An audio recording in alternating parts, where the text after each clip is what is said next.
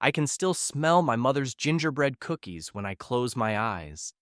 I remember the laughter around our dinner table, the warmth of belonging, the feeling that nothing could ever break us apart.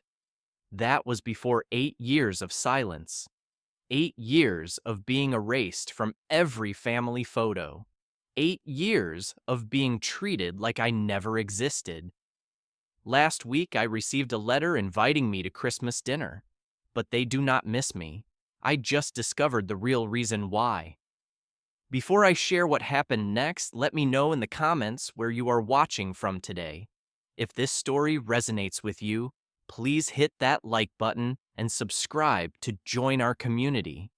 And when I tell you what I decided to do when I learned their true intentions, you will understand why some doors are better left closed forever. Growing up in Denver, Colorado, I was always the protective older brother. My younger brother Derek came into this world 3 years after me, and from that moment, I made it my mission to shield him from anything that could hurt him. When he was 14 and some kids at Jefferson High started pushing him around in the hallways, I did not think twice. I got into 3 fights that semester defending him, got suspended once, did not care. That is what brothers do, or at least that is what I believed.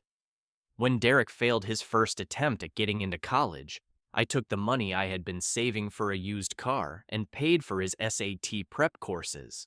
Watched him study at our kitchen table night after night. Celebrated when he finally got that acceptance letter. Our parents barely acknowledged my sacrifice. They just kept telling everyone how proud they were of Derek for never giving up. See, there was always a difference between us that I tried to ignore. Derek was the golden child, the one mom would rush to comfort after any small disappointment, the one dad would brag about at barbecues. I was the reliable one, the one who got good grades and stayed out of trouble.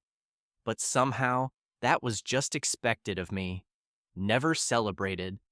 I told myself it did not matter. I told myself that love shows up in different ways in every family. I told myself a lot of things that turned out to be lies. When I was 28, I met Megan at a tech conference downtown.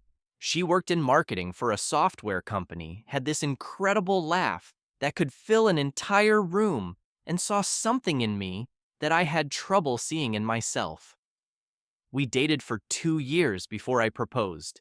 She said yes on a snowy evening in Cheeseman Park, and I remember thinking my life was finally coming together exactly the way I had dreamed. Around that same time, I launched my startup. It was a software platform designed to help small businesses manage their operations more efficiently. I had been developing the concept since my junior year of college, refining it through countless late nights and weekend coding sessions. The platform was finally ready, and investors were starting to notice. One venture capital firm in particular showed serious interest. We were scheduled for a major presentation that could change everything. I made a decision that would haunt me. I brought Derek into the company. He had been struggling to find his footing after college, bouncing between jobs, never quite settling anywhere. I thought working together would give him purpose and stability. I gave him access to everything: our business plans, our investor contacts, our financial projections. I trusted him completely because he was my brother. Looking back, the signs were there. Derek started staying late at the office almost every night. When I asked what he was working on, he said he was preparing supporting materials for our investor pitch.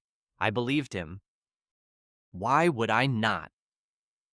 Meanwhile, Megan began taking phone calls in the other room, always saying it was clients calling after hours.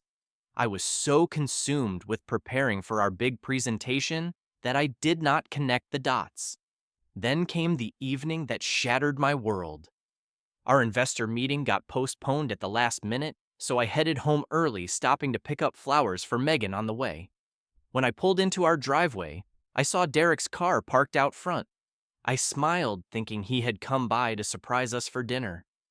I walked through the front door calling out their names, bouquet in hand, heart light with anticipation. The bedroom door was open. What I saw in that moment burned itself into my memory with permanent ink.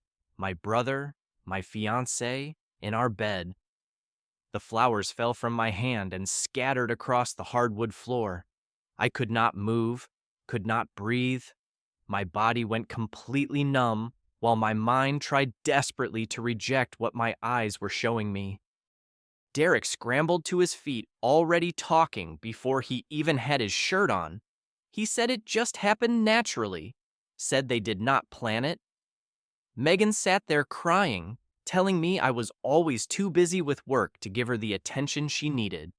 Neither of them apologized, not once. They just kept explaining why this was somehow my fault. But the betrayal did not stop there.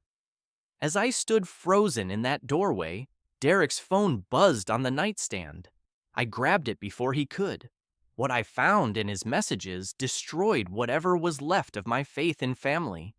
He had been meeting with our investors behind my back for months. He had presented my ideas as his own creation. He had convinced them to sign a deal with him, directly cutting me out completely. The documents were already signed. Megan knew about all of it. She had helped him rehearse his presentations. In one single evening, I lost the woman I loved, the company I built, and the brother I would have died for. Everything I had worked toward vanished like smoke in the wind. I did not sleep that night.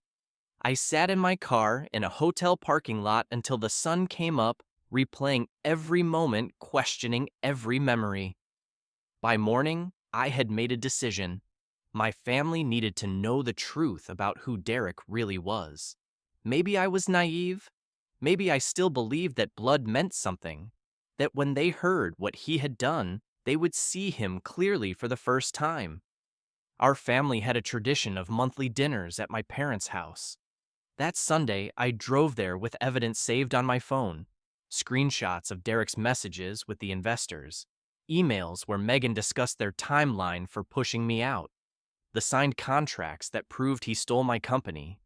My hands shook on the steering wheel, but my resolve was solid.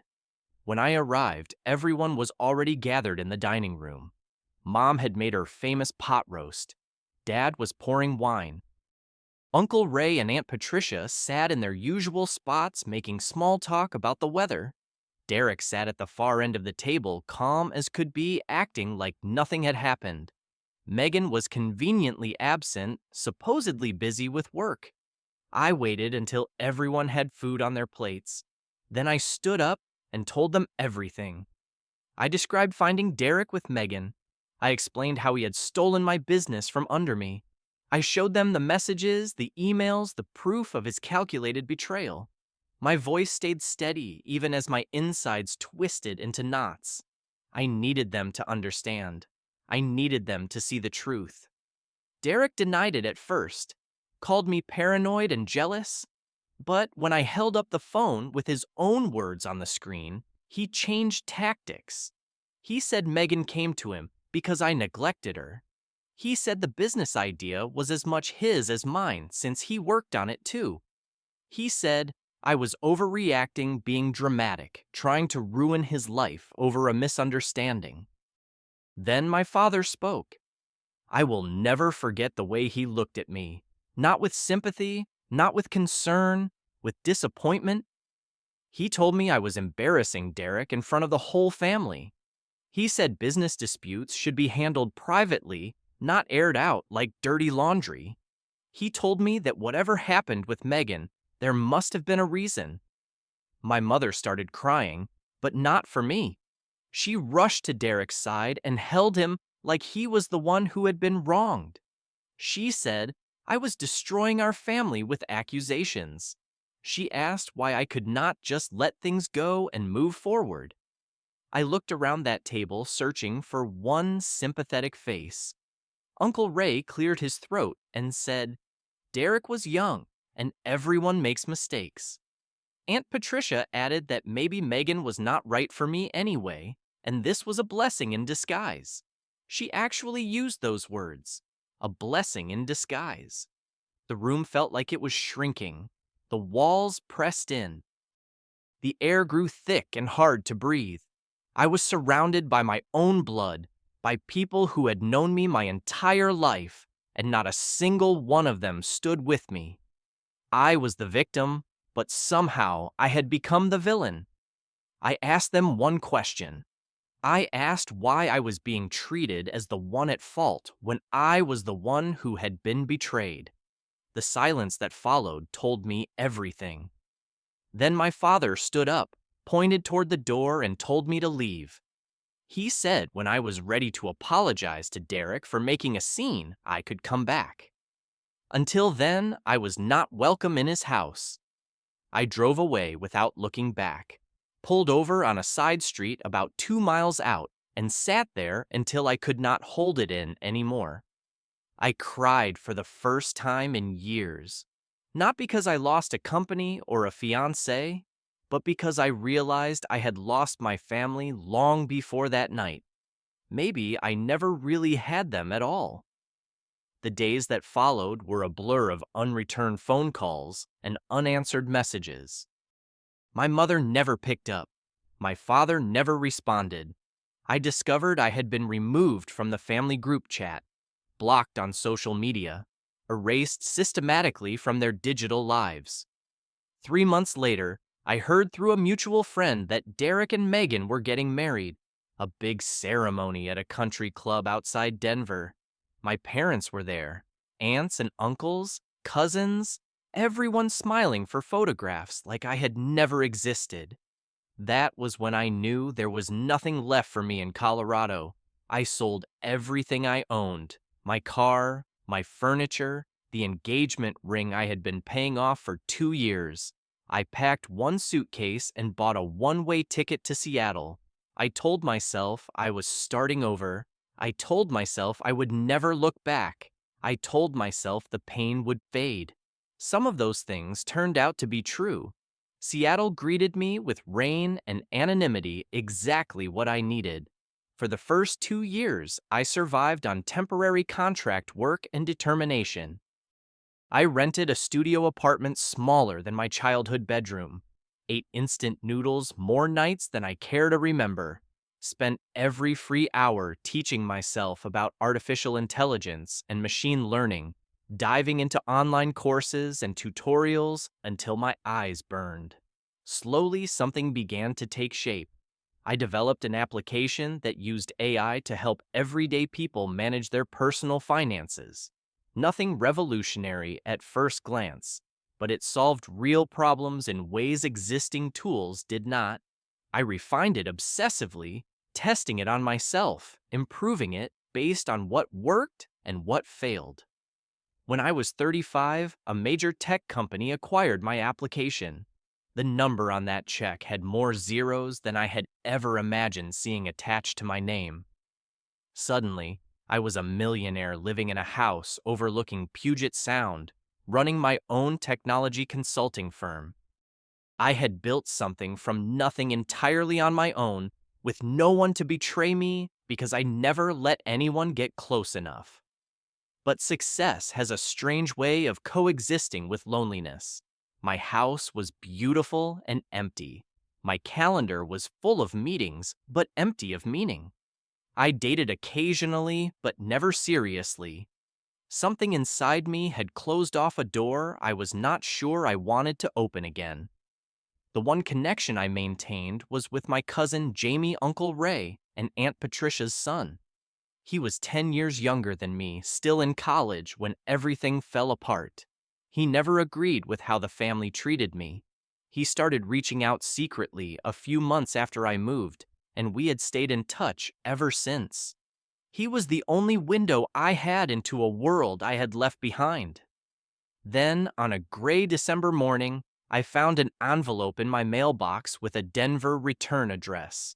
My mother's handwriting, shakier than I remembered, spelled out my name on the front. Inside was a single-page letter asking me to come home for Christmas. She wrote that the family wanted to reunite, that she missed me, that 8 years was too long to be apart. I read that letter probably 50 times. Part of me wanted to believe it. That part remembered gingerbread cookies and laughter and belonging. But another part knew better. 8 years of silence does not end with one letter unless something has changed, and not necessarily the kind of change that benefits me. I called Jamie that evening and told him about the invitation. His voice got quiet in a way that made my stomach tighten. He said there were things I needed to know before I made any decisions.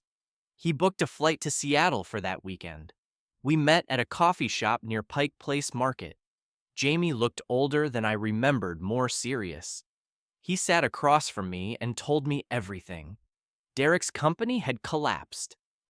After the initial success built on my stolen ideas, he proved incapable of leading or innovating. Investors pulled out. Partners abandoned ship.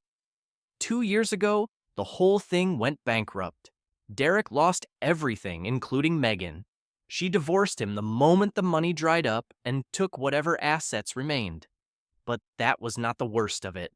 My father had invested his entire retirement savings into Derek's venture. When the company failed, those savings vanished. Now my parents were facing foreclosure on the family home. They needed $200,000 to keep the bank from taking everything. Jamie hesitated before telling me the next part. He had overheard my parents and Derek discussing their plan. They knew about my success. They had seen articles about my company, photos of my house. Their strategy was simple: invite me back, pretend to reconcile, then ask me to bail them out financially. Derek had said something that Jamie could not stop hearing. He said I was gullible enough that all Mom had to do was cry and I would hand over whatever they needed. He laughed when he said it. I sat there, absorbing all of this, waiting for anger to flood through me. It never came. Instead, I felt something closer to pity. 8 years, and they still did not see me as a person, just a resource to be used when convenient. Jamie told me not to go. He said I owed them nothing. He said they did not deserve my forgiveness, let alone my money. But I knew I had to face them one last time. Not to give them what they wanted, not to punish them either. I needed to close this chapter properly to say the things I had carried inside me for 8 years. I needed to walk through that door and walk back out on my own terms. I booked a flight to Denver for Christmas Eve. The house looked tired when I pulled up in my rental car, paint peeling around the windows, lawn brown and patchy despite the season. The Christmas lights hung sparse and uneven, a shadow of the elaborate displays I remembered from childhood. Everything about the place seemed diminished, shrunken by time and circumstance. My mother opened the door before I reached the porch. Her hair had gone completely gray, and lines creased her face that I did not remember. She threw her arms around me and sobbed into my shoulder, saying she missed me, saying she was so glad I came home. I hugged her back, but the warmth I expected to feel was absent. Her embrace felt like a performance, rehearsed and hollow. Inside, the family gathered around the dining table. My father sat at the head, attempting a smile that did not reach his eyes. Derek hunched in the corner, thinner and paler than before, avoiding my gaze. Uncle Ray and Aunt Patricia filled their usual seats, pretending everything was normal, as if the past 8 years had been some minor misunderstanding. Dinner proceeded with forced conversation. Questions about Seattle, comments about the weather, small talk designed to circle around the enormous truth sitting in the middle of the room. I answered briefly and watched them watching me, calculating their approach. Halfway through the meal, my mother's eyes filled with tears. She began talking about how hard things had been, how they might lose the house, how everything had gone wrong and they did not know what to do. My father nodded gravely, adding details about medical bills and unexpected expenses. Derek remained silent, his head bowed, playing his part perfectly. Every word matched what Jamie had warned me about. There was no genuine remorse, no acknowledgement of what they had done to me, just a carefully constructed appeal designed to access my wallet. I set down my fork and looked around the table. I told them I knew why they had really invited me. I told them Jamie had explained everything. The room went silent. Forks stopped moving. Eyes widened. I spoke calmly without raising my voice. I told them that 8 years ago I lost more than a company and a fiancé. I lost my family. I lost my sense of belonging. I spent years believing something was fundamentally wrong with me, that I must have deserved what happened. It took a long time to understand that the problem was never me. I turned to Derek and told him he took things from me that I can never get back: my trust, my faith in brotherhood, the life I had planned. But he did not take my future. I built that myself without him, without any of them. I told him I forgave him not for his sake, but for mine. But we were not brothers anymore. That bond died the night I found him with Megan. I faced my parents and told them they made a choice 8 years ago.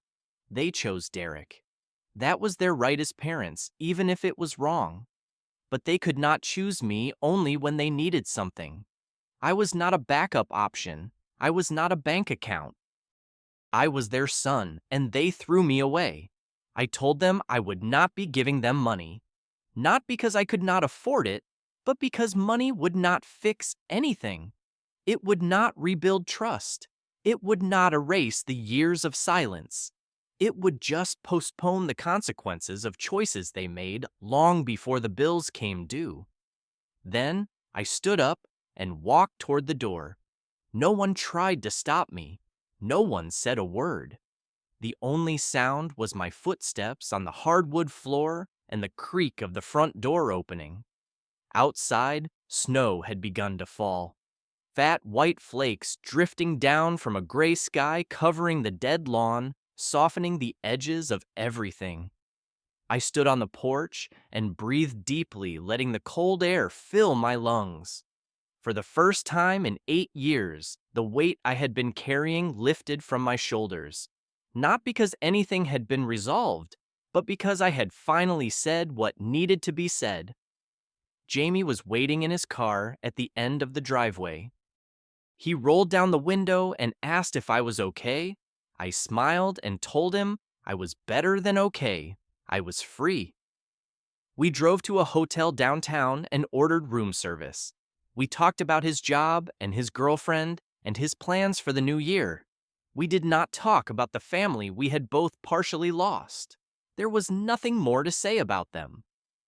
That night, lying in bed watching the snow fall outside my window, I thought about what family really means. I used to believe it was about blood and obligation. Now I understand it is about choice. The people who choose to love you, support you, stand beside you when everything falls apart. Jamie chose me when no one else would. The friends I made in Seattle chose me. I finally chose myself. Forgiveness does not mean forgetting. It does not mean pretending the pain never happened. It means refusing to let that pain control your future. It means putting down the burden of anger so you can pick up something better. Peace, purpose. The freedom to build a life defined by your own choices rather than other people's betrayals. I do not know what will happen to my parents' house. I do not know if Derek will ever find his footing. Those are not my problems to solve. My only responsibility is to keep moving forward, to keep building, to keep choosing the people and the life that deserve my energy. Some families break in ways that cannot be repaired. That is a hard truth, but accepting it is the first step toward healing. And once you heal, you realize something beautiful. You can create a new family, one built on honesty and mutual respect and genuine love, one that chooses you every single day. That is what I am doing now, and finally, after everything, it is enough. It is more than enough. I want to ask you something before you go. Have you ever had to walk away from family to protect your own peace? Have you found your chosen family, the people who show up for you without conditions? Drop your story in the comments. I read every single one, and your experience might be exactly what someone else needs to hear today. If this story touched you, please hit the like button and subscribe to the channel.